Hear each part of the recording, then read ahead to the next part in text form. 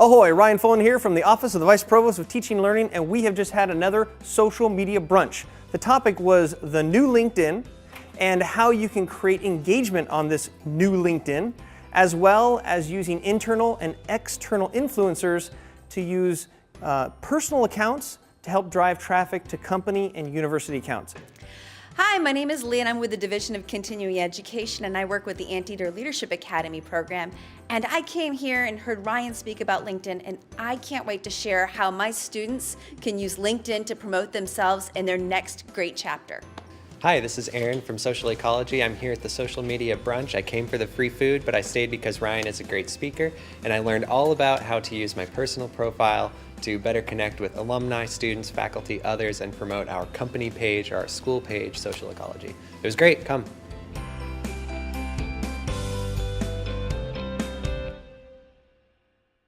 My name is Ryan Fullen, and welcome to the Social Media Brunch, brought to you today by the School of Social Ecology. Little housekeeping to get going. We are not Strategic Communications.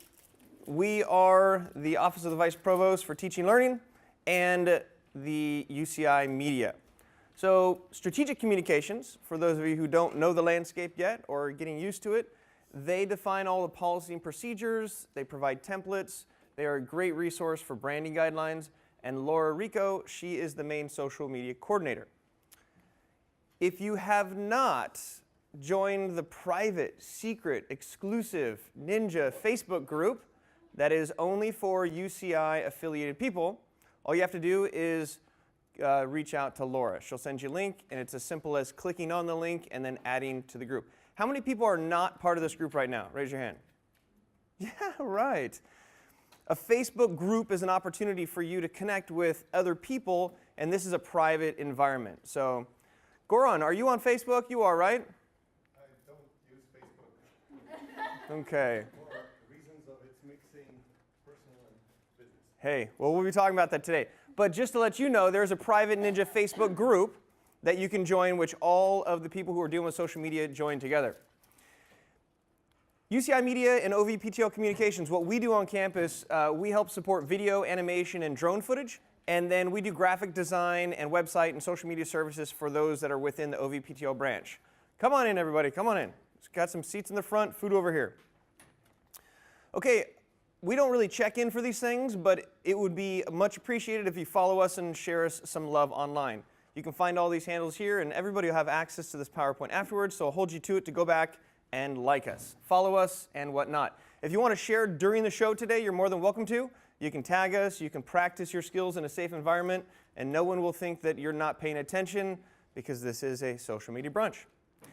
If you haven't connected with Michael Dennett on YouTube or Twitter, we encourage you to. We're helping him with some best practices from an administrative standpoint. He's a vice provost and dean, so we're trying to help him have more of a social presence. And if you're fearful or not sure, the best way to get comfortable with social media is to copycat other people that are doing it. And so you can sort of draft off people, but we encourage you to check out some of the stuff that we have him doing. And these workshops happen once a month, and we also put together small training videos. These are both hyperlinked on the PowerPoint that you can have resources to. If you have a new student employee, it's a great thing to sit them down and you can pick and choose things for them to watch and get caught up on. Let's see, we have, last time for those of you who weren't here, we have a newsletter template that we put together, a production schedule, and if you have any news or events, you can contact us, and if it makes sense for faculty and staff, we can put that out. One of the little-known secrets on campus, if you have an event or something you want to promote on campus, it is 100% free, but you can contact KUCI and you can build a public service announcement. It's a public radio, it's local, they have a lot of people that are here, a lot of alumni. So if you haven't taken advantage of that yet, I'd encourage you to check it out. Also, I've got a show every Wednesday morning from 8 to 9. We talk about social media topics and communication. If anyone is interested in being on the show, that's part of the reason why I have it, is to give a voice to those people on campus who are doing things with social media. And today's sponsor is the School of Social Ecology. I've got all their links here, and I've got someone IRL here. And everyone put your round of applause together for Mr. Aaron. He's going to tell you about it. Woo! Take it away, sir. Hi. So I work in communications in the School of Social Ecology. First of all, we are not the School of Social Sciences. So people get that confused sometimes. And second of all, we have a name that no one understands. So I'm just going to tell you for a second about it. So basically, we have three very different departments in our school. We have a Department of Criminology, Law, and Society, which is like a criminology department. We have a Department of Psychology and Social Behavior, which is similar to a standard psychology department. And we have a Department of Urban Planning and Public Policy, which is like an urban planning department. So yeah, those are all three very different things under one umbrella. So the thing that unites our school, one of the things that defines us, is that in this way that natural ecosystems are like a web, and you pull a strand, the whole thing moves. We view social systems the same way. That's why it's social ecology. So that's one of our key defining features. And then the second is that we do research that's really socially relevant. So that should be research that's really practical for policymakers, parents, society, everyone. You should be able to find a social problem and we tackle it in some way, shape, or form. And then the third thing is that we're a very service-oriented school. So all of our undergrads have to do 100 hours of service learning work with a community organization before they graduate. So we're on social media, obviously, and I would love it if you follow us, and I will make sure to follow you back. We share lots of interesting news about things that our professors are researching, whether that's social justice issues or urban planning issues, water issues, parenting, how to manage children with technology. So we share a lot of that. But yeah, please follow us, and I'll follow you back. All right, follow for follow, yeah! Woo! Follow for follow, like for like, reply for reply, engagement for engagement. All right, one of the concerns that we have here on campus is really bringing people together. And I believe that social media starts with real relationships. So the people here in this room are the people that are most likely behind the digital platform. So a big reason of gathering here today, IRL, is to meet other people and to connect with them. So I encourage you to do that.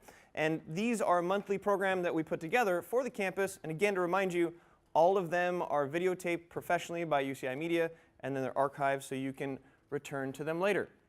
For today's brunch, each time that we have someone host the brunch, like social ecology, providing the room and the lovely food, we sit down with them and we talk about what are your struggles, what are your challenges, what do you want to learn most when it comes to social media. And a topic that came up in our conversation was LinkedIn. So today is going to be really focused on LinkedIn, but primarily three different components. What is this new LinkedIn that people are referring to? The issue, challenge, questions, paradigm around posting personal things versus posting things with the school and whatnot. And then finally, how to create engagement and create some sort of traction when it comes to LinkedIn. First question, how many people here are actually interested in becoming an expert at their position in the social media capacity that you're doing? Raise your hand a little bit. Okay, and it's okay, not all of us want to, but the good news is for people that want to become an expert, all you have to do is figure that out and then learn, right? We are here on campus and we forget that sometimes.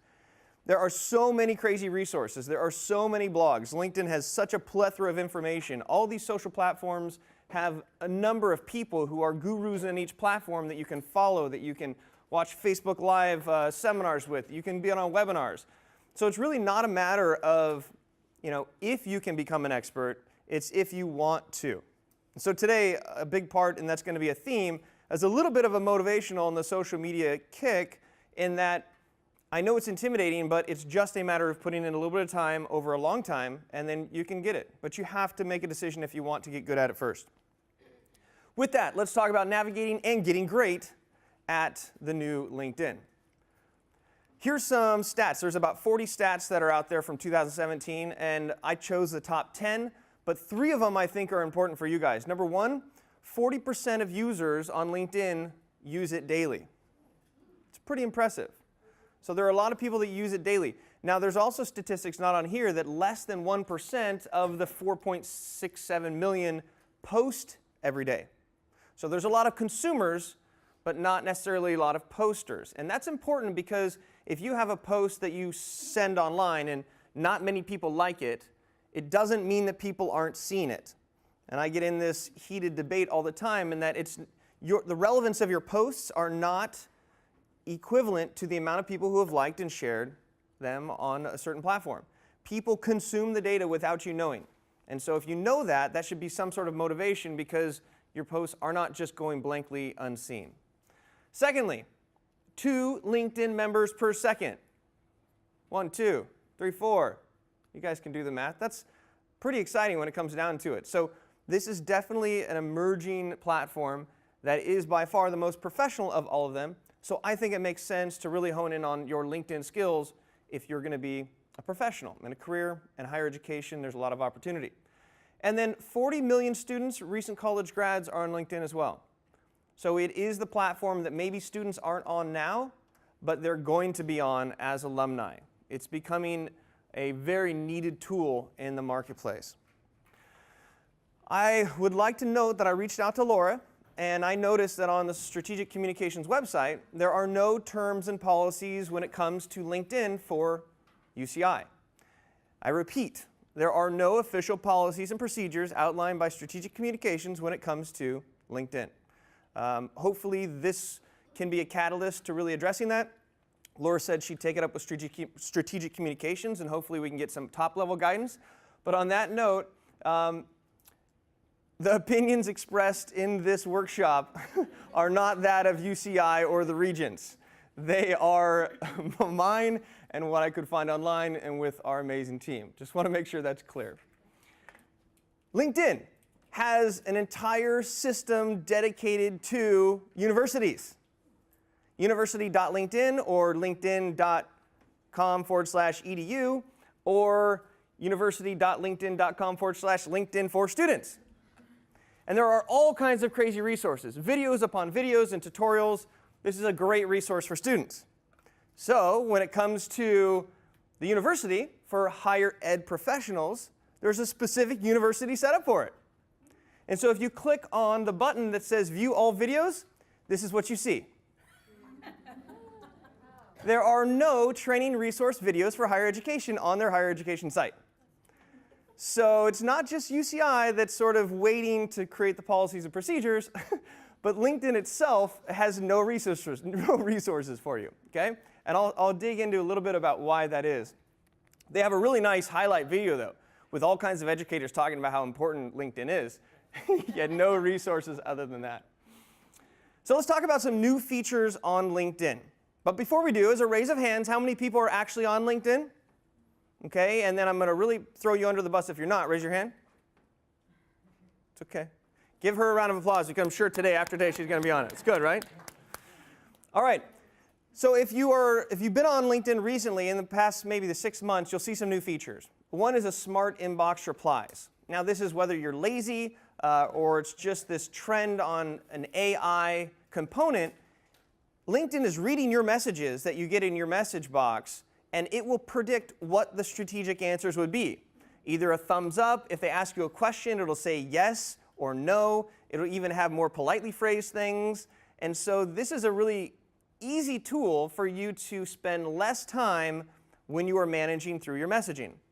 Now, you really don't get a lot of messages unless you give a lot of messages, and that's part of the engagement strategy. But if you've noticed, I believe Gmail is doing this too, where it suggests a reply. And initially I thought, okay, they're going to totally know that this is a fake reply. They do know, because they see the same thing. But it's a matter of quicker communication versus sitting there typing it out, or this fear that we have of saying the wrong thing or doing a typo. The automated suggestions are typo-free, okay? Website demographics. Does anybody in here use LinkedIn as a company or a school, and are you doing advertisement through it? Bueller? Okay. There is something called an insight tag. If you're familiar with pixels, it's the same concept, except this is a script, this is a JavaScript, a small little code that you can put on a landing page or a website. And a landing page is really wherever you push people to land. So if you are using LinkedIn as a company, you can spend ad dollars and hyper-target people. But if you have this tag and you put it onto your website, what's going to happen is that, well, I'm sure that when you went shopping on Amazon yesterday and you were looking for whatever it is, Okay? You will see that pop up in ads for the next 4 months. They have a tracking pixel on you so they know what you're searching, and then they're going to be recommending things based on that. So LinkedIn has this new function, which is exciting if you are actually investing in a marketing component on LinkedIn, to where you have basically a tracking component. So everybody that goes to a certain page, you can then retarget on marketing on LinkedIn. So again, this is a different rabbit hole, but it's very targeted. So let's say, for example, you have a website for volunteering in social ecology, and you put it out there to the public and alums, and you have this JavaScript fix, the little tag on it. You advertise for 30 days, you push people to the site. Maybe you only get 10 people that signed up, but 150 people that visited that site. You could then go back and hyper-target the other 140 people, sending them direct messages or in-mails or putting something up. And they'll be like, oh, yeah, I want to volunteer. I don't know why, and I don't know why social ecology feels so familiar, but that's a new feature. Improved mobile search. How many people are using LinkedIn on their mobile phone? Okay, they've really invested a lot into it, and the search function is actually searching for words within conversations. This is big for LinkedIn. So searching with volunteer, you could probably have a pretty dynamic search when it comes to finding people that are associated with that word. Okay? You don't necessarily have to have a hashtag like in other platforms, but it's smart and it's going through. Basically, think about it as a Control F for LinkedIn. Newsfeed video updates. Unless you are completely oblivious to what's happening on your own feed, you will see videos that are now more prominent. Self-facing cameras, people's face big in the screen with bad lighting coming in and sound in the wind because they're doing it outside. There's a lot of bad videos, there's a lot of good videos, but there's videos nonetheless. This is probably the most important update when it comes to LinkedIn. Now you can share multiple photos, up to 9 actually, if you have an iPhone. It's not available on mobile for Android, and it's not available on desktop. But if you have an iPhone, you can do multiple photos. It could be, there's a number of uses for that, and it'll stand out from a posting standpoint. There are improved in-mail features. Now, in-mail features is a paid product within LinkedIn. You can normally, on a free account, access and message people that you're connected with, but there's some sort of a bridge, because if you're not connected with somebody and you want to get in touch with them, you can't contact them until they accept your proposal. So in-mail is something that you can subscribe to, and you can target a certain alumni or a certain somebody, and you can send them and bypass the whole process and get in front of them into their inbox. Again, this is a pay-to-play situation. The newsfeed has a new customization, which is actually kind of cool, because one of my complaints is that you just see this mess of updates that aren't really relevant. Like, I don't really care if somebody else, commented on a comment that I just liked, and it gets messy. So now you can actually go in there and you can start to tell it what to mute, and it'll probably, with its algorithm, help to deliver better content for you to consume. So you can delete, you can mute, you can unfollow, and you can turn off certain threads of notifications, and that can be nice. There are also easy to access insights. I would suggest that you just take a little bit of time. If you have a post, click on the insights, and it pops up in a really easy format to see who is looking from where. So this particular post I did the other day, it had 10 likes and 1 comment, but if you dig into the insights, you can see there was 514 views, and I can see who those people are. So again, I may just have 10 likes and 1 comment, but over 500 individuals interacted with that by seeing it, and now I can investigate and see who it was. So again, this is value when you're posting and then reevaluating.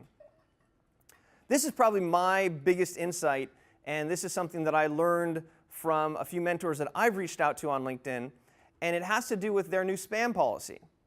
So how do you create engaging posts? It's by letting LinkedIn know that you're not spam and a few other things. So this is probably one of the most important takeaways from the whole deal, to understand what's happening under the hood. You can't really see this, but this is where and how your posts go and live. Aaron, is there a way to dim these lights in the front a little bit? I think you got that there. So basically, it's like a little roller coaster. You create the content, it goes over here and filters whether or not it thinks it's spam, and it goes through some other steps. Primarily 4 steps. That's still light enough that we're putting it back, right? Is that okay from the camera crew, or do we need more? You okay? All right. Now we can relax. So to translate that chart, step number 1, the algorithm, and an algorithm is just a mechanical bot that's behind the scenes that helps to filter and file things, just like if you have filters on your email or things like that. What it first does is it sorts through your text, image, and video updates and then chucks them into 3 piles: spam, low quality, or clear. So does your message look spammy? Is it clear? Is it low quality? Step 2, the LinkedIn bot, if it clears your post, it's going to send a small random segment to your own audience to see how it performs. Now, if you've never engaged with anyone on your audience, there's a good chance that people won't engage it. A lot of these strategies we're going to talk about is a long-term deal. Talk to me in 6 months and see how you're doing. Don't come back to me in 6 days and be like, it's not working. Okay? Step 3, likes, comments, and shares will determine your post popularity. If you get a like, it's 1 point. If you get a comment, it's 2 points. And if somebody shares it, it's 3 points within the system. And then based on that, the higher number of points, the more reach you get, the lower number of points, the less reach you get. And then finally, if you have something that's doing well with the test market, and then they spread it out a little bit more, and it does even better, it actually goes to a human, a LinkedIn editor that checks it out, and then if they like it, they'll send it to your third-degree connections. And third degree is gnarly because that's 7 degrees to get to Kevin Bacon, arguably 6, and there's really 3 is pretty much everybody that you want to get in front of. And at that point, you're officially trending. And you'll see some of these posts that just take off, and they get hundreds of thousands of views, hundreds of comments, and this is the system behind it. So it's an important system to understand. And we're going to use it, and I'll show you how to sort of beat that system. But again, follow the process, and you'll see the outcome. It's just like working out. If you decide to sign up for the gym today because you have good intentions, you are not going to get fit. If you sign up to the gym and you show up once, doesn't matter. It takes a matter of time. So think of this whole process as a long-term gain. But it's great to be fit. It's great to be strong on LinkedIn too. Any questions on these new features on the new LinkedIn? Anybody have a favorite one? Yes? It's okay. Are you going to give us strategy on how you will get more, like higher score or get clear? Oh, higher score? Sure. So we'll get into some specifics on that, but it's important first to understand the process that things are going through. And it's going to be all in the last 15 minutes. I'm just kidding, because she said she's leaving in 15 minutes. I noticed on other social media, when I post something, like a lot of people like is just like one click. A lot of people like, no matter what I post, they just like. And then to me, it's more like kind of a transaction. So if I like your post, you're going to like my post. So I see people like everything of everybody post. But if you're doing that, you basically inflate someone else's score, right? I don't know. It's like, so I would argue to say that it's not inflation. It's just identifying individual posts that get enough likes to stand out. Okay? If I like all of your posts and the next person likes all of those posts, then it's not inflation. It's just relative. But for the post that gets 13 people to like it, the actual social media platform will prefer that when it comes to algorithms. And a lot of people, you think that everyone sees your posts, when they really don't. And the reason why the same people keep liking your posts is because it's in their feed. And so algorithms are trying to deliver posts to people that they'll engage with. So if they put different posts in front of your feed and you don't like it, if you don't like that person enough times, you're not going to see that person anymore. But if you like that person, then you're going to get them sort of trapped into your feed. So the idea is to break outside of that initial group of influence. And it's not as simple as who you like or who likes you. Each of the platforms has a very dynamic and constantly changing algorithm, just like the search algorithm for Google. It is a constant change. But the one thing that is consistent is high-valued content that engages well. So if you have just a text post, it might not be as engaging as a text post with an image, which might not be as engaging as a video, which might not be as engaging as a well-done video, right? So there are different components to it, but I don't believe that it's a matter of inflation. On social, everything is relative. It's a matter of finding what works, and I'll do the final caveat. You need to know who you want to like your posts, because it doesn't matter if your family and friends like all your posts if you're trying to outreach to alumni, and they don't have to be alumni. So a big part of any social strategy is knowing who you're trying to get in front of, right? Yes, sir? I think with LinkedIn it's a little bit different, because if you connect with somebody on LinkedIn, you are able to see their contact info, whatever they wanted to share. And so I use it not for posting or things like that. Other people sometimes post things that they see me at or whatever, but I never post. But I use it to connect with people that our advanced database does not have information on. And if they respond to my LinkedIn invite, or and sometimes because you're only allowed so many invites per month, even with a premium account, you can kind of do a little quick info in the invite, and they may be able to see it. By the way, not everybody checks their LinkedIn. Lots of people have their LinkedIn up, and I just got an alum who responded to an invite I did 2 years ago. And I invited him to meet with the chancellor when he was in San Diego, prominent alum. 2 years later, he noticed the post. He said, hey, sorry I missed this earlier. Would love to connect. Want to re-engage and so on. So be mindful that just because somebody doesn't respond to you, it doesn't mean that they don't like you or whatever. It's just that they're not checking their LinkedIn on any regular basis. Great point. And you are a LinkedIn master, and you're using it for the system of connecting, which is a huge part of it. Yeah, and by the way, for those of you that manage departmental things, I'm trying to encourage UCI alumni. They're just starting to do that. There is the group, and then there is the persona. And some entities have groups, so you can join the group. You ask to join the group, and some people have personas. And I think in some ways you want to have both. The group may be restricted, so that it's degreed alums or whatever, but the persona should be able to connect to anybody that wants to connect with it, because ultimately the more connections you have, the more you will benefit, and you're not relying on a single person. Yours truly can be run over by the bus tomorrow, and all the connections would fall away. So by being connected, and by the way, for example, UCI biomedical engineering alums have their own, or Edwards Cardiovascular Center has their own persona that connects with people that want to connect, that they want to connect with. Round of applause for the best comment today, Mr. Goran. And it's very topical, because our next section happens to be about this concept of posting personal versus UCI accounts. And in the last section, we're going to talk about the difference between a higher education profile and a company profile, and then a personal profile and a group. And the least restricted is the personal profile. And there's actually some rumors about groups going away or becoming a separate entity, which we'll talk about. And then basically when it comes to the company page, it's you only get to speak if you're spoken to. It's very limited. So let's talk about this posting on personal versus UCI accounts. I believe the answer is really in this question. What is it that scares you the most about social media?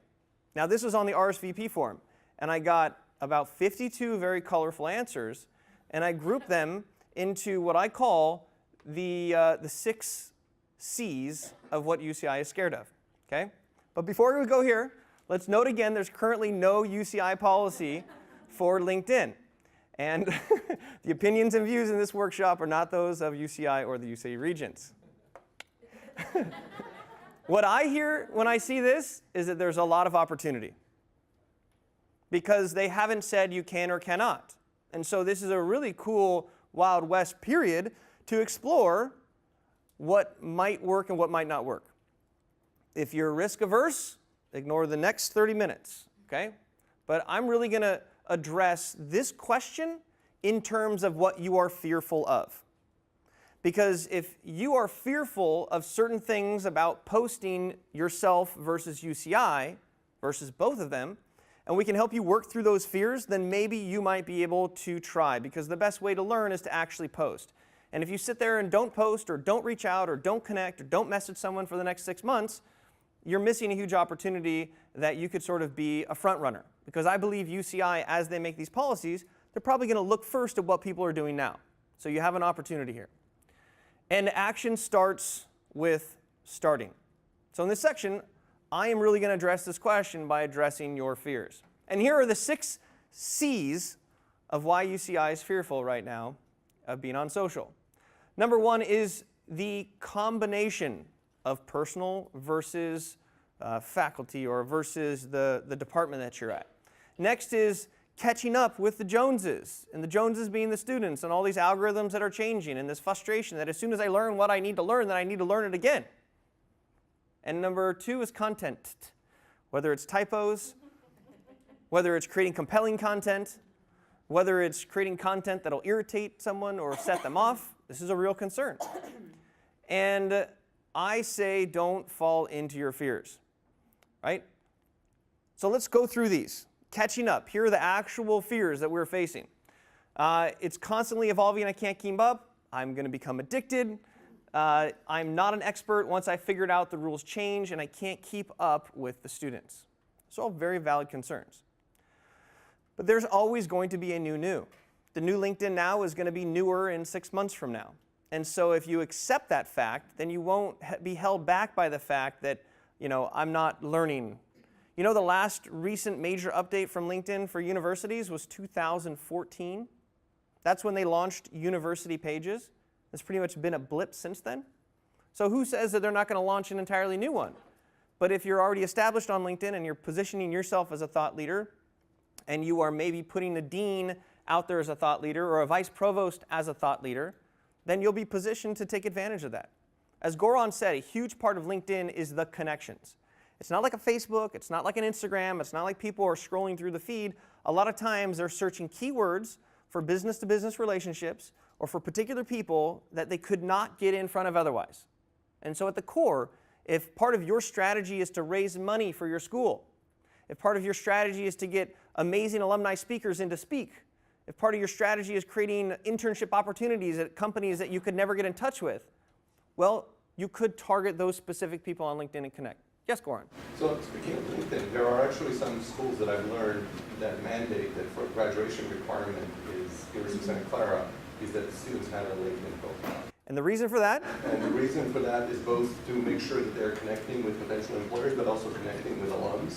And then, of course, as future alums, that the school is able to connect with them and keep track of them, because obviously we don't always keep good track of addresses. Yeah, and that's probably one of the biggest problems that universities face. Universities, even though they're public universities like UCI, we're not funded majorly by the taxpayers. It's like 7 to 10% or something like that. We have to raise the rest of it ourselves. And in the LinkedIn video pitch about universities, which they don't have support for, a big part of it is that LinkedIn has the most updated information on it.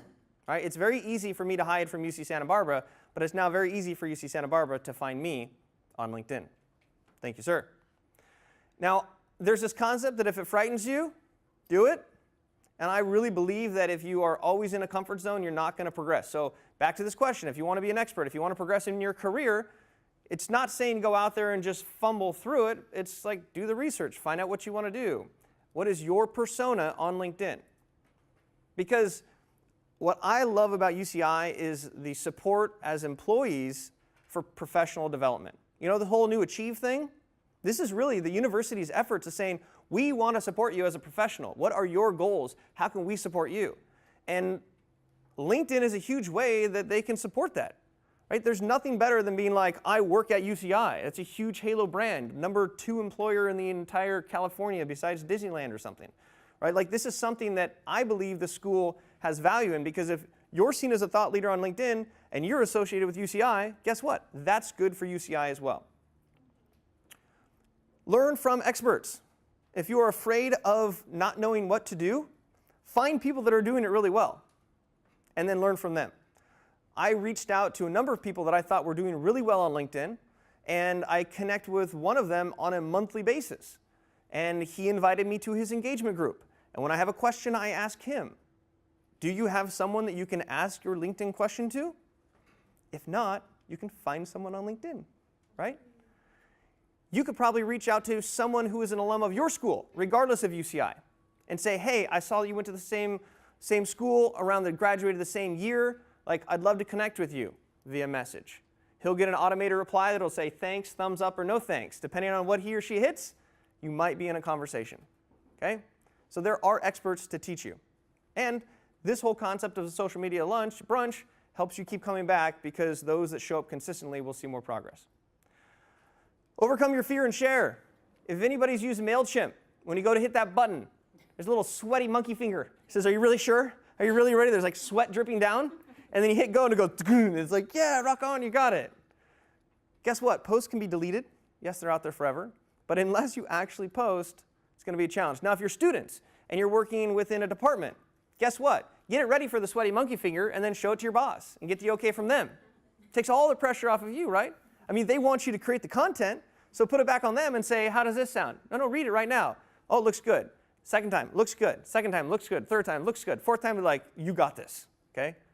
So again, it's just sort of getting those training wheels, and if you are a student and you are paranoid about what you're posting, check with your manager. Check with somebody. And when it comes to your own personal account, you can check with your friends. You can check with a mentor. But you can overcome that fear. Next, content. I'm scared of typos. I'm scared of posting content that's irrelevant that people think is dumb. Finding the time to do it well and not making silly typos, which is funny. There were some typos in the thing, right? Screwing up postings and embarrassing the department and ruining my career. Sweaty monkey finger. But it's probably, I'm going to say, it's probably pretty hard to get fired off of a post if you are doing the research and you are a normal level-headed person and you're not posting about politics or flags or something that could be hypersensitive. Okay? There's a way to be conservative but still learn. And the opportunity to expose new ways to advertise, the opportunity to be exposed to new ways to expose and advertise a program. I think this is interesting, right? There's this fear that if I actually learn how to do it, now I have one more thing that I have to do, which is a real fear. So how can you tie those things in together and multiply your efforts? You might be spending more time doing research trying to reach out to people outside of LinkedIn that you could use LinkedIn search tools to decrease the amount of time that you're actually utilizing it. There's a tool that I'm going to share with you today called the Textpander, which allows you to create shorthand. So if you're sitting there miserable typing introductions or you're always typing the same thing, you can create shorthand for it and it auto-populates. There are tools to help things improve. I think spelling is overrated, and I blame my mother. She told me from an early age that I never had to worry about spelling because there's this thing called spell check. Right? Now, granted, she's right, but I still misspell things. And there is research that shows that typos in articles and typos in, say, house listings and things like that, to some extent do perform better because it makes it a little bit more real and there's theories behind it. So if you make a typo, it just shows that you're human and most likely you can go back and fix it. And at a worst case, it's a litmus test to see if people are reading what you wrote. Okay? Forgive your slip-ups. Has anybody ever here made a small or big mistake? Okay, it happens all the time. And the more you're able to work through those, the more you're able to learn and the less mistakes you make. So actually, the more mistakes that you make, the less mistakes you'll eventually make. Content continued. Posting something that will haunt me later. Misunderstanding content, leading backlash on brand, not posting interesting content, causing negative response from followers, thinking of relevant yet fun things to post. Okay? These are all concerns, but the trick is write something every day and then post 2 times a week, and you can choose the content that's best. We're not always at our best, right? Let's say from a reaching out standpoint, target the amount of people that you want to reach out to and just reach out to one person every single day. You bite-size things, and that's how you eat an elephant. Be consistent with content. I draw a stick figure drawing every single day. If you asked me 2 years ago if I would still be doing it, I would probably say I hope so. And there are miserable nights when I'm about to go to bed and I'm like, no, I have to do this. Okay? Now, not all of them are great, but some of them I really like, and it's because of that consistency that I find success with it and that I enjoy it. You actually get over that hump.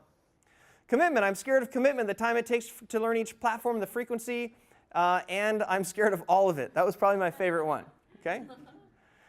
So what I say to that is start simple and then get fancy. Do you have to go to Goran's level and max out your premium account of invitations? No, you can work to that, right? But what if you are excited about your profession and you want to connect with other people who are really good at their profession and it's similar? or you want to get in front of the faculty member that wrote this amazing research that's going to help you rear your child without being attached to their cell phone. Yeah, reach out to them, contact them, see if you can get some time with them.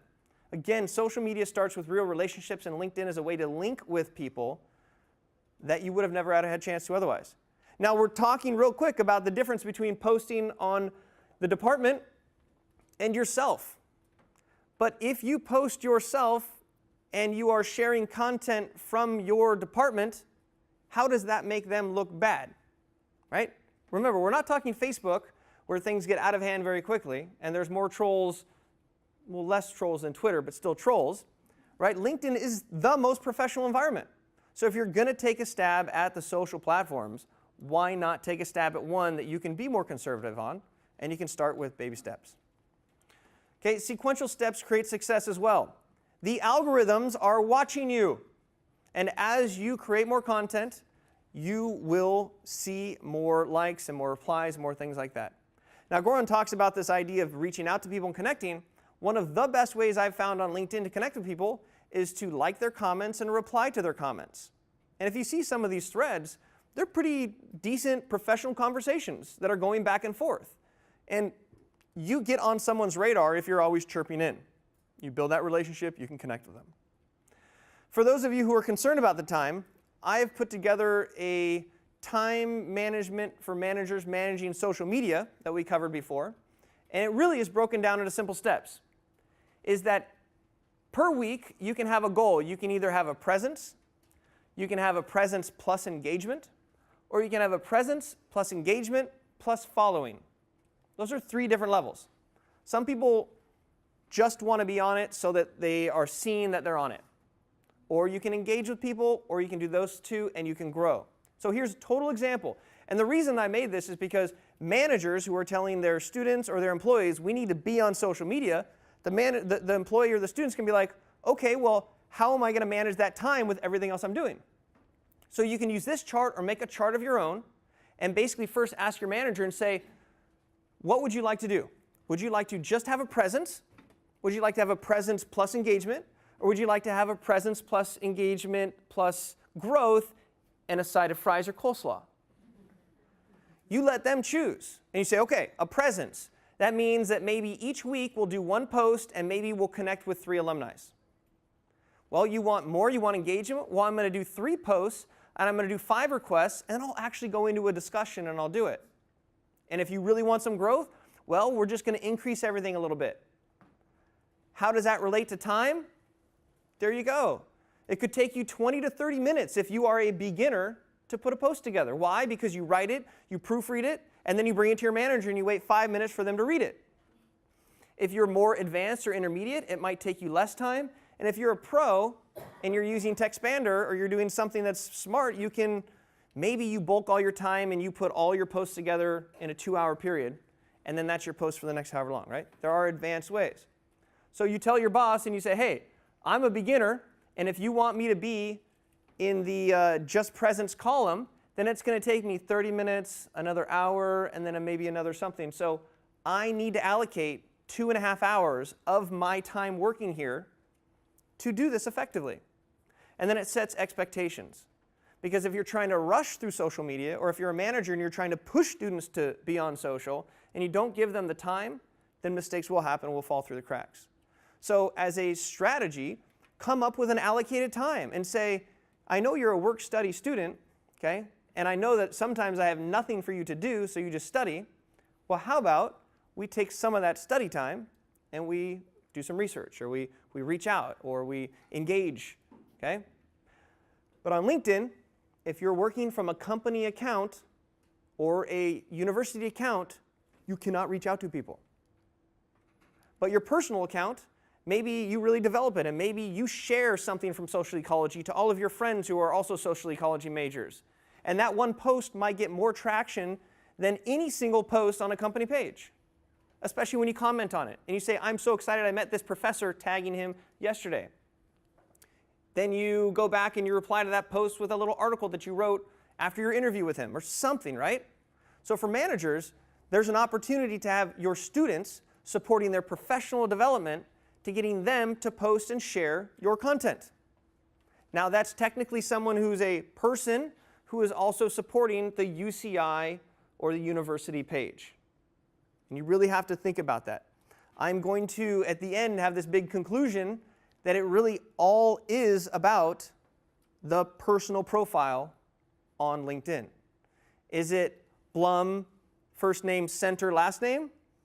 Maybe not, but it might be Richard Matthews. And it might be his status and his profile and producing his research and engaging with people. So, contamination. I am afraid of privacy. I'm afraid of spam, followers, and being hacked. Reaching the most students in an efficient way. Issues and risks of other posts on your, if anybody else posts on your social media account. And then reposting fake news. All real concerns, right? Trust, but verify. If you see a post, click the post, read the post, judge the post.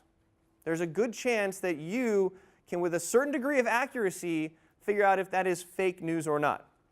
Now, the best way to not jump on fake news is maybe give it 24 hours, because it's usually sniffed out and then it's identified or something to that extent. But if you're sharing research from social ecology from a professor, chances are that's not fake news. Does anybody not is anybody not registered to the email that comes out every day? There's two of them. One are all the UCI stories. The next one is UCI in the news. That is great fodder for content. As a worst case, one of those articles might relate to your department. One of them might resonate with your student. Check out, have a student worker or yourself professionally share maybe one of those articles a day. It's not going to do any harm. Guess what? You'll get on the radar with UCI.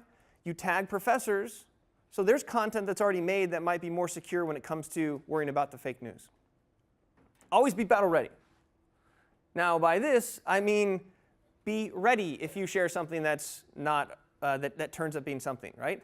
Don't be the person that only logs on to your LinkedIn every 2 years, right? There's a certain amount of due diligence in just having a profile and managing it. And if you post something and somebody replies and that reply just goes stagnant and nobody replies to that reply for 2 years, that person won't reply to you again. So we'll talk about some strategy here in a minute about engagement drives engagement. So be battle ready, LinkedIn style. Controversial, I'm afraid of going public. I'm afraid that it's permanent. I'm afraid that it's going to do something bad, right? There's this huge, huge fear about it. Well, and also the fear of being overly conservative based on this whole thing. They're all real fears. But don't be afraid to start, because if you don't start, you will get no further than you are today. And I know this is like a little motivational rah-rah, but if you think about the question of should I be on LinkedIn myself and how can I support my department on LinkedIn, you have to overcome these things because no one else will. I say capture opportunities because LinkedIn is full of them, right? As a student, as a professional, and I want to clear something else up. Just because you're on LinkedIn and you're employed at the university does not mean that you are looking for a job. There's a huge misconception out there. LinkedIn is a huge recruitment system because there's all this crazy data that you can mine, right? But your employer is not going to be fearful of you leaving if you have a profile on LinkedIn, okay? But you can connect with other professionals, you can find mentors, you can find speakers, you can find all these people to help support what you're doing through this system. And be the master of your own image. You have control over your profile headshot. It shouldn't be cropped out of you and somebody else that maybe used to be a Snapchat that you're cropping and you have ears on, right? You have a chance to put a background image on your profile. You can choose what that image is. You can choose what you put on this. Again, going back to professional development or students developing themselves for a career, you own your own image, and LinkedIn is a great way to do it. If somebody Googles your name, what's one of the first platforms that comes up? LinkedIn. So again, you want to put your best foot forward, and you have control over that, which is exciting, really. How many people here feel like they have a professional headshot on LinkedIn? Okay, if your hand's not raised, there's Mirage events that always offer free photography. You're at a school of the arts. I'm sure you can put out on Facebook, I need somebody to take a headshot of me. As a department, you could maybe find a student with a camera and say, can we do this? Yes? Tomorrow, staff assembly at 11. Student center doing first come, first serve headshot. Staff assembly in the student center to go get a professional headshot. There's no excuse not to have a professional headshot, right? Unless you don't like your hair right now or something, right? But still, something like that is your first impression. You wouldn't show up to a job interview sloppy. You wouldn't show up to work sloppy, so don't be on LinkedIn sloppy. But again, the idea is you have control over your own image, just as much as your department has control over their own image. And together, your images can be more imageful. Social media is a tool, not a solution. And the more tools you have, the more you can build. So let's get some practical tools when it comes to posting on LinkedIn. This is my buddy Dennis, and I started to see everybody in this engagement group, nobody was pasting the link of the article in the main update. You know, because you can take a YouTube video or an article from UCI News and you can paste it in the update, it populates, and then you can erase it, if you didn't know that. Same thing on Facebook. You can paste it, it populates, and you can erase it. Don't be the person that has a link and the link. But I saw all these people in this engagement group, they had these intros, but every one of them said, find the link in the first comment. So I'm like, well, I see that everybody's posting the link in the first comment. Can somebody explain why? Should I be doing this? Dennis says, Ryan, the objective with the link in the first comment is to get people to do more than just read the post, to actually click and engage with it. This sends an engagement signal to LinkedIn, which helps to increase reach. Think about that. Yes? What do you mean by link in the first comment? So when you go to make an update in your, a status update on LinkedIn, if you're on your app, it'll be in the lower right-hand corner with a little pen signal. And on the desktop, if you hit the home page, it'll come up and you have a chance to write an update. This is how people post. So if you take an article from UCI's social ecology, there's really cool research, and you want to share it, you copy it and you paste it in the box where the text is. You wait about 3 seconds, and if it has an image that can be pulled, it'll populate as a picture. And then some people just leave it like that. Some people maybe just post it like that. Best practice is you'd think is erase the link. It's not going to go away. And then you'd say, check out this amazing research by Professor Foland from Social Ecology, mentions, so they're getting notification. And then you say, this is great, I'm really excited. You post it. That post is going to have your social intro and the article. So when you post include a link, that's basically what you're saying. That's what people are doing. But it's not best practices, or could it be argued that there's a better way to do it? And this is something that's maybe a switch up from what you think. And I said, why are you guys doing this? This doesn't make sense.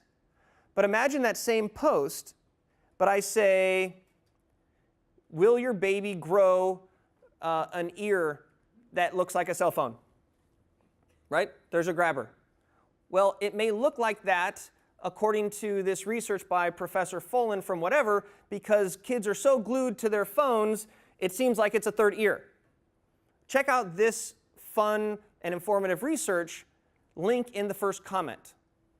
Now what I did is there's a hook line that maybe gets them interested because that's all they'll see. They click on it to see more. Click, there's one engagement. Then they scroll down and they click on the link as well to read it. That's 2 clicks versus no clicks. And in the LinkedIn algorithm, it helps to get that in front of more people in your secondary connections. So this is a really cool strategy, and I've been doing it personally, and I've seen a dramatic increase in the number of views, likes, and comments from that simple thing. Okay? Yes? Since you lose the image part from doing it the new way versus the old way, Yeah. should you upload an image so that you still get a different image so you still get a visual? So you could, but I think it's stronger to have an appealing social intro that talks about something that's catchy, maybe a personal story, making it something that is more intriguing. And I'll get into that in a minute.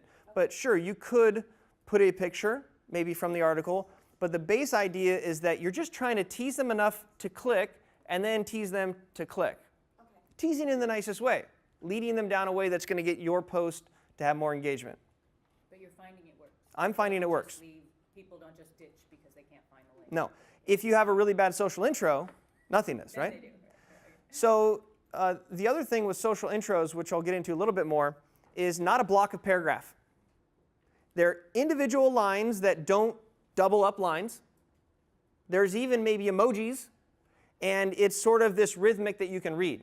It's a nice cadence to it, right? Read it, you read it, you read it. If you look at a block of text versus something that's broken up, the broken up is a lot easier to read. You just kind of scan it, like, whoa, cool, let's click on it. Now, how would you test this for you and your department? You would take 2 articles. You'd post one this way. You'd post the other one the way that exactly like you used to do it. And you click on those insights a week later. Then you try it one more time. You try it one more time. You know how sometimes the same article or research will be picked up 7 different publications? Take the same core research and share it in 2 different ways. One's in New York Times, one's in Science. Okay, this is kind of cool. The other, I said, okay guys, a random question. Everybody seems to have emojis, and I don't see an option for emojis in my LinkedIn box. How does that work? And they said, Ryan, here you go. Here you go. This is a typo, but it's okay. Little tedious, but copy and paste a big selection. This is what I use. Emojipedia. If you don't know about Emojipedia and you ever see emoji that you're jealous because you don't have access to, now you have access to it. So incorporating emojis into your long-form post will help to create sort of standing out a little bit. So somebody on Thanksgiving Day, they went taking a important LinkedIn poll with like the siren things on each side. I was like, oh, what is this? Click on it, and it's like, why are you reading this right now? Aren't you supposed to be hanging out with family? I'm taking an informal poll. Tell me why you're on LinkedIn today. I'm like, I'm just getting off right now. Click. But it got me. It got my attention. So using emojis. Now, if you're on your phone, you have an ability to use the emojis. And so I'll do social updates on LinkedIn with my phone. Okay? But it's not just a social update like, here, check out this really cool research. I think it's amazing. Understand from the research, come up with some sort of a grabber headliner, and then create this cadence that is more of a, it's easier to read. And sometimes it has questions involved, and it's sort of like this little cadence. Timing is also crucial. This comes from Mr. Dennis as well. The best practices for posting, think about when you would do it, right? In the morning, before work, and lunchtime, and in the afternoon. So that's a pretty simple thing to test as well. So you have an article, that you have a social intro that's catchy, that has a link in the first comment, and you do it at 8 in the morning, that might have more traction than others. And know what you want and go get it. If you were just aimlessly posting on LinkedIn, it makes no sense. So for social ecology, we talked about this. What are some of your goals for being on LinkedIn? We really want to connect with alumni so that they can see what we're doing and then eventually give us money. Okay, right? And he also mentioned about events, right? There are these events that are happening. So you could come up with a social strategy where you're not only informing people, building up anticipation, and talking about these events that are happening, and bringing those people from online to offline. You could reach out and direct message individual people. And I'll show you, you can go to UCI and search social ecology, and there's over 4,000 people that come up. But on the social ecology school site, there's maybe a fourth of that who are connected, right? Now, can you go with your company site and go follow all these people? No. But if you work for social ecology and you're like, I'm the social ecology man, and I'm really excited about my job, and I love UCI, click, connect, with a message from TextExpander saying, hey, I'm Aaron, I see that you're at UCI. I'm not only alumni, but I love social ecology, and I see that you have done volunteer work in the past. Would you be interested in coming out to one of our hashtag Giving Tuesday events? It would take a lot to type that out 150 times. But with TextExpander, it's just a matter of 3 keys. Okay? So your goals, what is that carrot? And if you're a student, don't be afraid to ask your boss, your manager, your dean, whoever you're working for, just go up to him and say, so what's the carrot? They'll look at you funny and you'll be like, I'm sorry, he told me to say that. What I really mean is, what are your goals with being on LinkedIn? If you can tell me 3 goals to be on LinkedIn, I can help to create content around that. Do you want to engage the community? Do you want to engage a global market? Do you want to engage business leaders? If you don't know what you're doing, then you won't have that strategy. And again, anything worth doing involves learning. we are here at a university. And I still think that as employees, we forget that there's this continuous learning that we have an opportunity to do. So I get motivated by hearing about the miseries of midterms and misery of finals because I have a chance to learn and I don't have midterms or finals. Okay? I would also suggest to tap into the budget that is there for professional development conferences. There is a very cool conference I've gone to the last 3 years. It's called the Social Media Marketing World. I believe it's actually in San Diego again this year. It's very close. Right? There's money associated with it, but if you are put in a position to do good work on social and you want to professionally develop, find a professional conference that you can go to. Sign up for a lynda.com course. Do something like this, right? But invest some of your time that you're getting paid for in investing in yourself from an educational perspective. If you go to a manager like, I really want to spend an hour a week getting better at LinkedIn, what do you think they're going to say?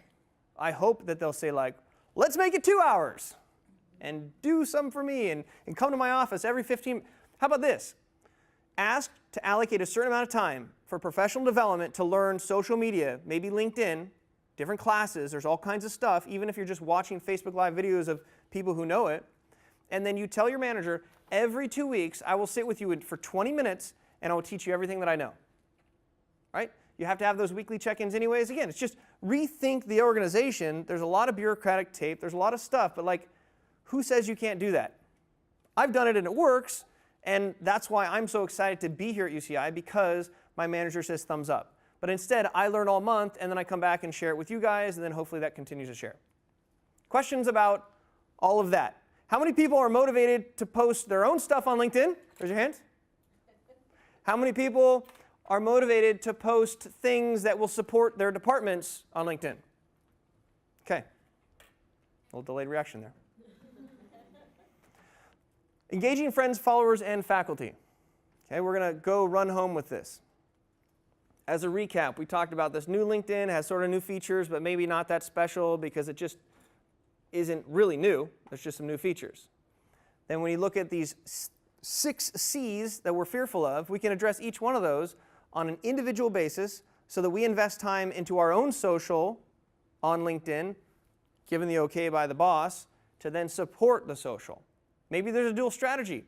You post something on the company page, run to the same laptop, share that same post. That could be a strategy for you. And as a student, is it a bad thing that people in the outside world are seeing that you're posting professional research about things that you're interested in that lines up with your efforts to go to school and become an employable person? No. And I know a lot of UCI students that get employed at UCI. So you think that's going to help your research and it's going to help your path to getting UCI if you're like the biggest ambassador for UCI Online? I think so. Okay, how to engage followers. My buddy Dennis here. And one of the reasons why I reached out to him is he's made $20 million in business off of B2B connections on LinkedIn. I didn't just randomly find him. I researched and I found him. He's got a book, 7 Habits of Highly Successful LinkedIn Users. Right? There's all this information out there. But he has a 4-step process that I have adopted and it's working for me, and I would suggest checking it out. And his whole concept is how do you 12x your engagement. The link is to the whole article is there. First of all, LinkedIn knows if your posts are automated. If you're using Buffer or Hootsuite, the algorithm knows. And that hurt me because I used that to post my stick figure drawings. So I did a test.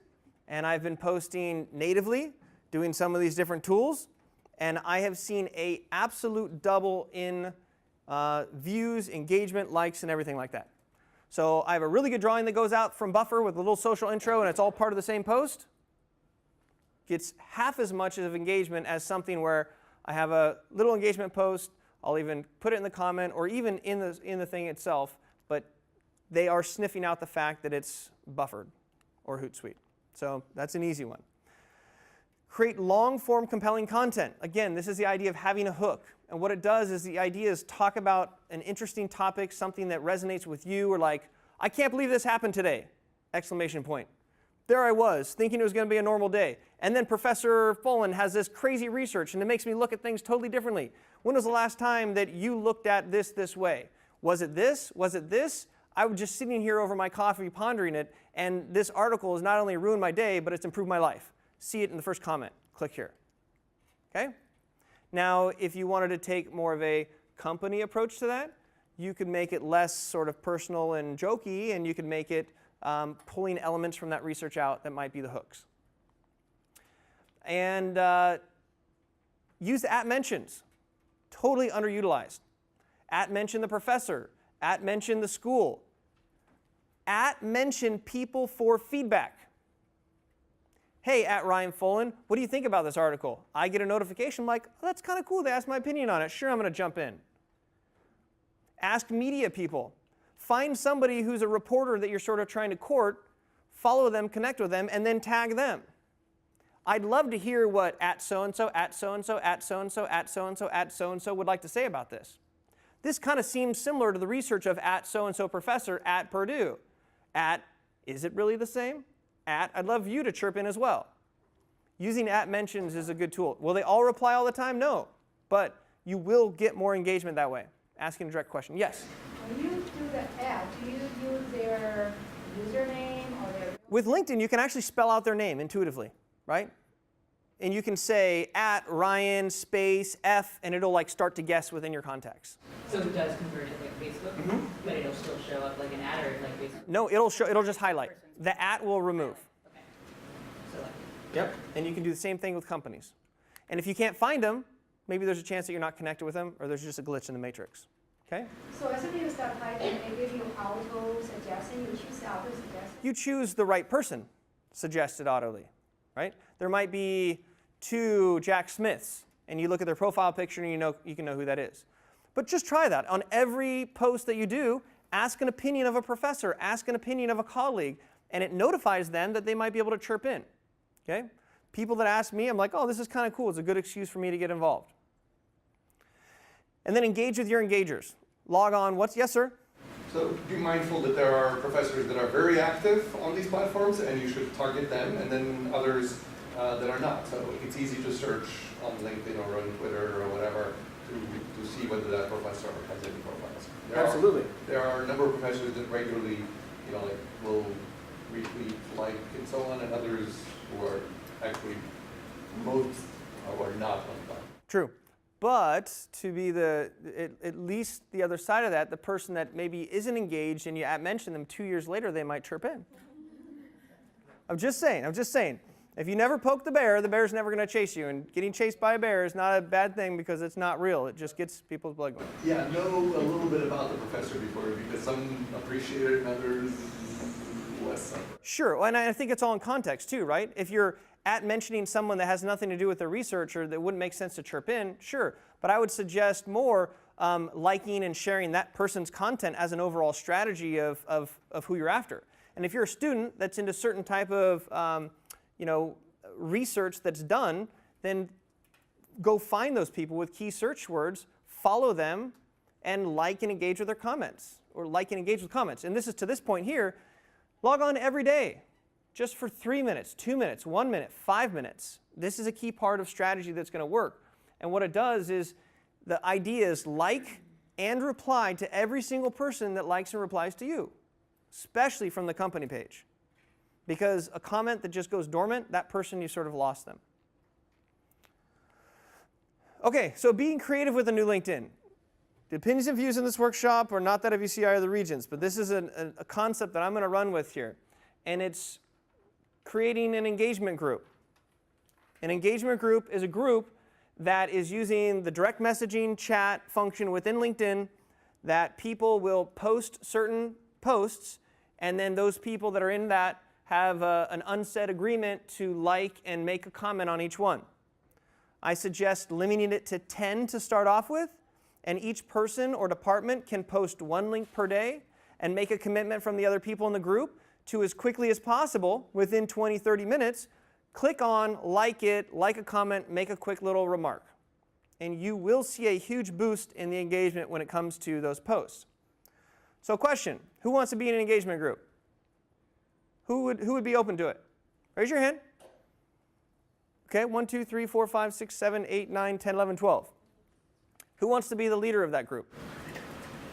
define what is engagement group? It's 10 people in a chat message that everybody has an ability to post one link, that is the link to your post per day, and there's a soft commitment with everyone else, not a pressure, just a soft commitment to jump in there quickly, like it, and make a reply. So we have more than 10 people, and I want to know who wants to be the leader of that group. And that person, their responsibility is to start a direct message in the messaging center and follow those 10 people and invite those 10 people to the group, and then basically act as moderator and state, this is an engagement group for UCI supportive posts. Please post no more than one a day, and if you have a chance to, go in and like and do it, whatever. Aaron from Social Ecology, really? Yeah. Congratulations, give a round of applause for our first engagement group.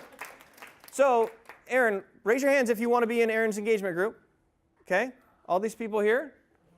We need to make sure that you connect with them on LinkedIn first. You start a chat, throw me in there, and then it can be as simple as that. And I'd love to see how that goes in 30 days. Okay? And you're imagining the engagement is going to be about what? About social media or about? So whatever those different, let's say there's 10 different units, 10 different departments. And this department has an event that they want to highlight today and a piece of research tomorrow. And this person has a piece of research and a faculty highlight and an article the next day, one at a time. So everyone here is associated with UCI. Typically, engagement groups, people will be somewhat in the same area, right? But when he says, here's my post for today, it's social ecology, that maybe he pulled off the UCI news, right? Everybody in that group will like it and will reply to it. When was the last time you got 10 likes and 10 replies on a comment or on a post? I don't even know. So his first post out the gates could have a huge engagement. And then that's the idea.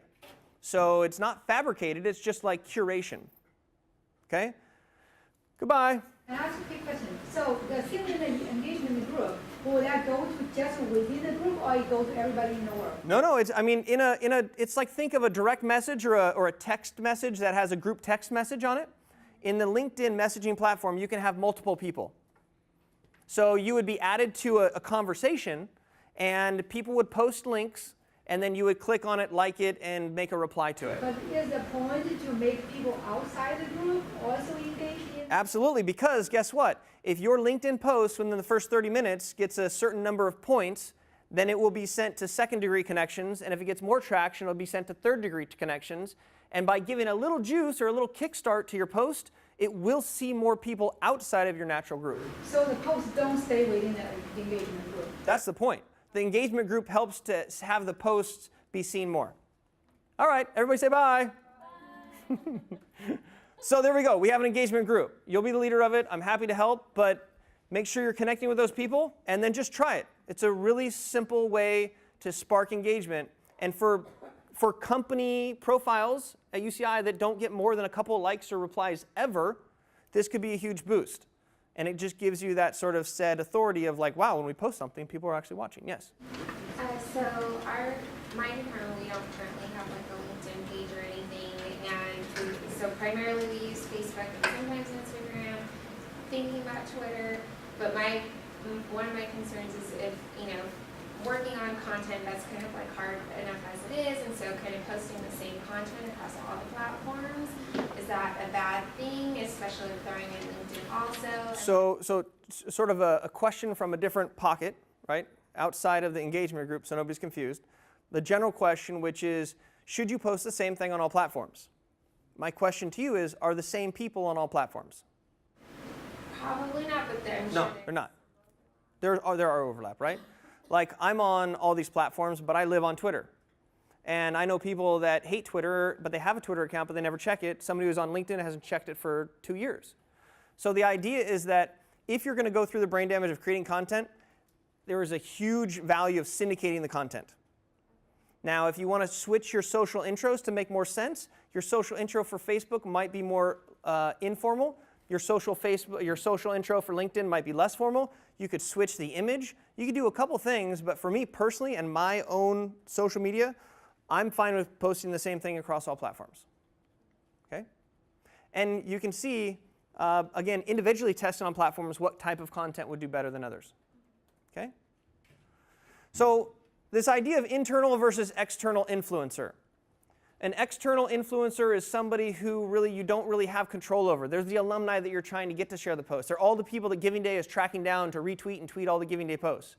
Then there's internal influencers. There's you, there's your employees, there's your family and friends, there's people that you have control over. So I'm going to take a step here and I'm going to say that what you think is an internal influencer is really an external influencer.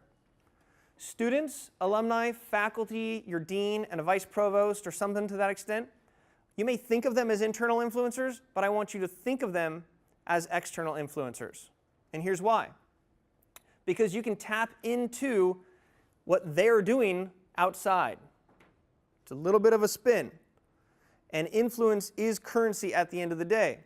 So the challenge with typically thought about outside people is that it's hard to build a relationship, it's usually paid promotion, right? And you can't guarantee involvement.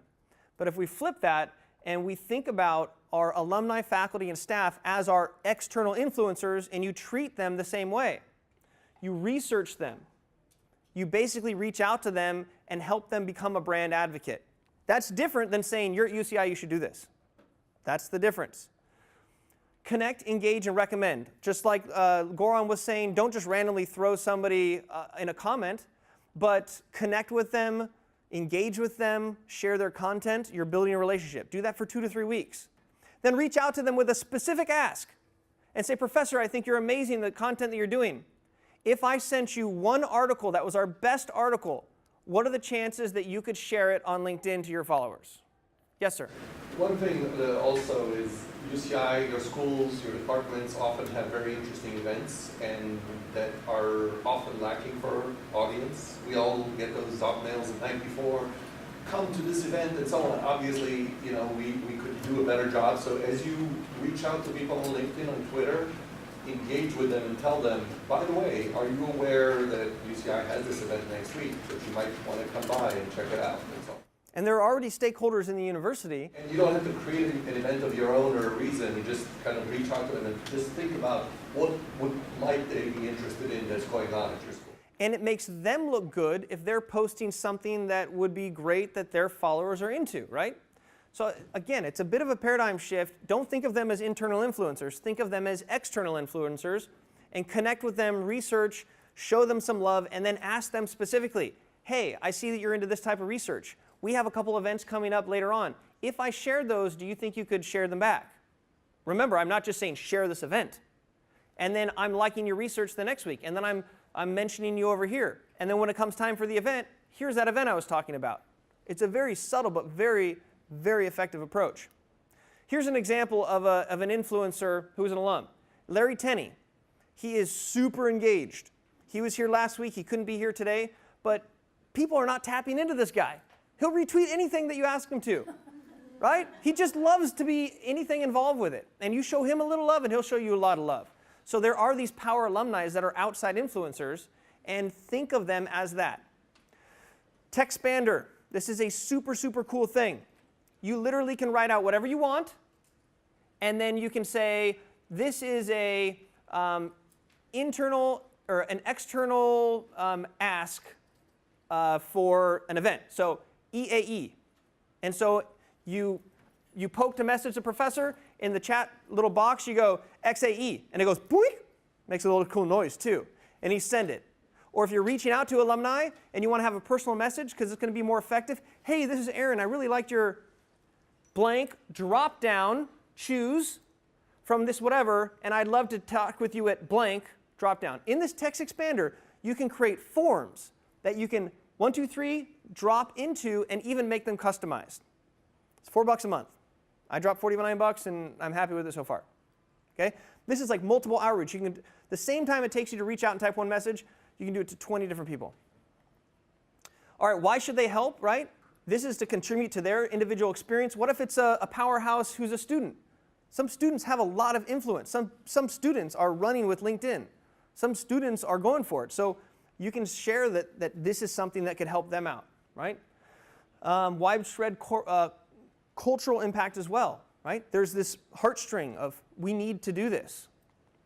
Okay, how's your profile set up? This is the last sort of part. For the education, okay, UCI, 148,000 people are within this category. If you search within it and you just type in social ecology, there's 4,263 members that come up. Okay? Now let's go to the social ecology page. I'm not throwing you under the bus, but I'm saying you have 435 members. So UCI, you can search for 4,000 more people, but the problem is your company page can't go and find them all. But if you're Aaron, you're the guy that's helping to connect the masses, you, Aaron, could reach out to all those people with Text Expander, at least hit a couple hundred a day, inviting them to check out the other page. Is that a company page or an education page? This is an education page. That's their education page? Yes. Yeah? Yeah. Okay, because that's newish. Yeah, we didn't have that. Okay. Maybe, I maybe thought not. we only, the school only had a group. Well, guess what? There is a group, but it's started by a rogue alumni that we can't find out, or we can't get in touch with. And they have 923 members. So you see how it's kind of disparate and disparate? And that's because groups are going to die, by the way. And the reason for that, real quickly, is that LinkedIn had a policy that if you flagged someone's comment in a group as spam, that person got banned from all groups to reduce the spam rate, because people were marketing in groups. So competitors were flagging people as spam just to get them rid with groups. And so that was a huge issue that they're dealing with. There are still there's still hundreds of thousands of groups, but the experts are saying that they've hidden the group tab. If you go on LinkedIn, you're like, where's the groups? I don't know where they are. You have to find them 2 or 3 clicks. My consensus, based on what I've read, is Hero, BeWire, they might die off soon. This is a good article, there's a bunch of them out there, is that they're going to branch it off into a LinkedIn groups, and it's going to be a pay-to-play platform. So don't invest too much time into groups right now, because you'll get a rogue, they can just be started all over the place. Control your brand within maybe the company page or within the university page. But you might not be able to get a university page because UCI already has their university page.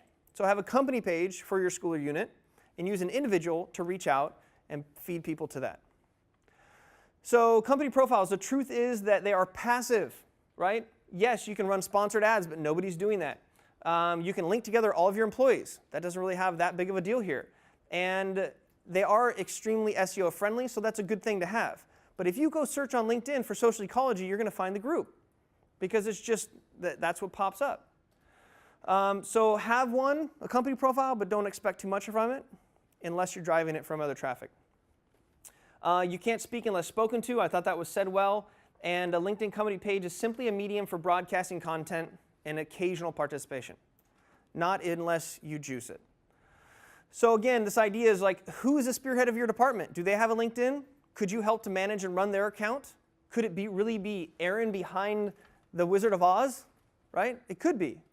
And if you get the okay and you show them, that might be a way to build that up. Consider focusing and running their LinkedIn. And then build your internal, which is you, and your external, which is other people at the university, but you treat them like an outsider. And therefore, you're going to convince them that they need to work with you, and that's an easier path. Questions about that? We are right on time, but we are not done, because I am going to send out an email to everyone who registered with a doodle so that we can have the best time slot next month. And we are also looking for sponsors if you would like to host your own. And I have a feedback form that I'm going to send. Super simple, take you a minute. And then within the little thing that pops up and says, congratulations, you've taken this, that's where I'll have the link to this PowerPoint. So that's the carrot. We want feedback. We want to know how we're doing. And so I know that, so go chase after that. I'll get that to you later on today. And let's finally do a group picture before everybody leaves, but you can stay in your seats. That's cool. And then it gives me something to share.